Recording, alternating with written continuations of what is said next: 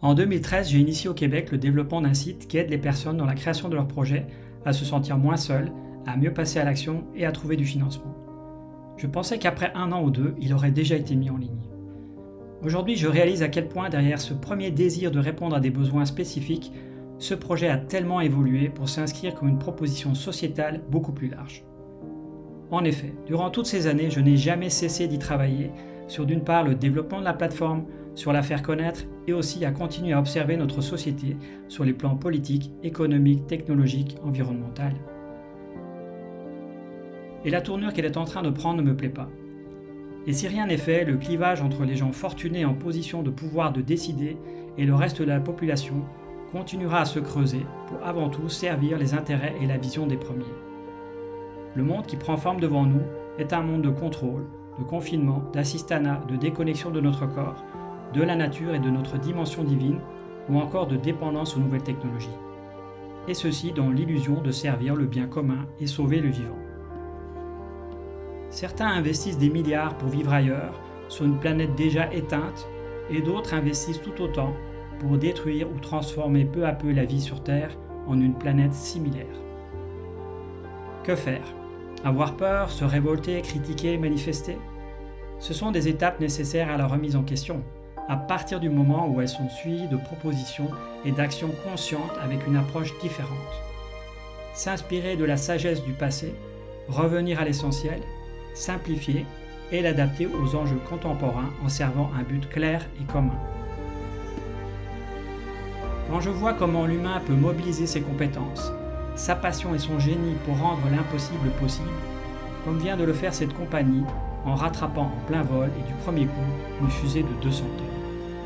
Je me dis que toute cette énergie créatrice existe déjà et que diriger cette fois pour servir l'humanité, son épanouissement tout en préservant le vivant, représente beaucoup d'espoir pour l'avenir.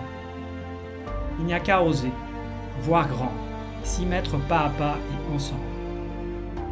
Dans mon monde, la société se mobilise ensemble vers un but commun, passer du PIB au bonheur national brut. Dans mon monde, l'école stimule l'enfant à reconnaître sa couleur intérieure, ce qui le fait vibrer, et lui enseigne les moyens pour manifester ce qu'il aime à travers des activités concrètes, respectueuses de l'individu et de l'environnement. Dans mon monde, il est enseigné encore à reconnaître son ego, son histoire, son impact, son pouvoir transformateur et comment il peut se mettre au service du but cité plus haut. Dans mon monde, la notion de boulot alimentaire a été remplacée par se mettre au service d'activités utiles et saines pour soi-même, les autres et l'environnement. Il est possible de ne travailler que 2 jours et demi et le reste du temps libre est consacré à prendre soin de soi, de ses proches, de son développement personnel, de son art, de sa communauté et de la nature. Dans mon monde, le système financier soutient les échanges économiques d'actions et de projets concrets. L'argent n'est plus considéré comme un bien sur lequel il est possible de faire du profit, mais uniquement comme un moyen pour faciliter les échanges économiques. Le système prend en charge de manière organique le financement du développement personnel ou encore du temps libre à la hauteur de l'implication de l'individu dans la société. Il permet encore à la population de décider sur quel projet investir. Dans mon monde, les élus ne représentent plus le peuple. Ils sont formés pour exercer un métier, celui de servir comme relais et facilitateur pour mettre en place les projets des citoyens qu'ils ont établis en réponse à leurs besoins individuels et collectifs. Dans mon monde, les gens peuvent se rencontrer localement dans des lieux de vie, de découverte, de partage, de soutien, de collaboration et de co-création. Des lieux dans lesquels on peut se sentir reconnu, soutenu et trouver les informations pour se sentir utile dans sa communauté. Dans mon monde, la technologie nous soutient dans notre développement personnel. Elle rend notre vie matérielle toujours plus agréable, pratique et respectueuse du vivant. Elle nous laisse maîtres de décider et nous offre des informations utiles et pertinentes en réponse à nos besoins d'épanouissement individuel et collectif. Dans mon monde, le vivant et la nature forment les bases sur lesquelles la société et ses activités sont construites. La nature est non seulement respectée mais protégée. L'homme coopère avec elle pour co-créer et nourrir des échanges répondant uniquement à des besoins communs. Utopie, me direz-vous.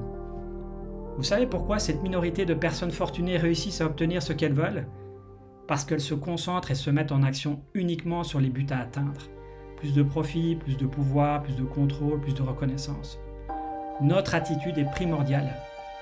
Il est donc temps de cesser de lutter contre ce que l'on ne veut pas, mais plutôt de s'aligner sur ce que l'on veut, de se positionner avec force sur nos désirs d'épanouissement, de liberté et de sécurité, pour ainsi progressivement n'accepter et nourrir que ce qui va dans ce sens.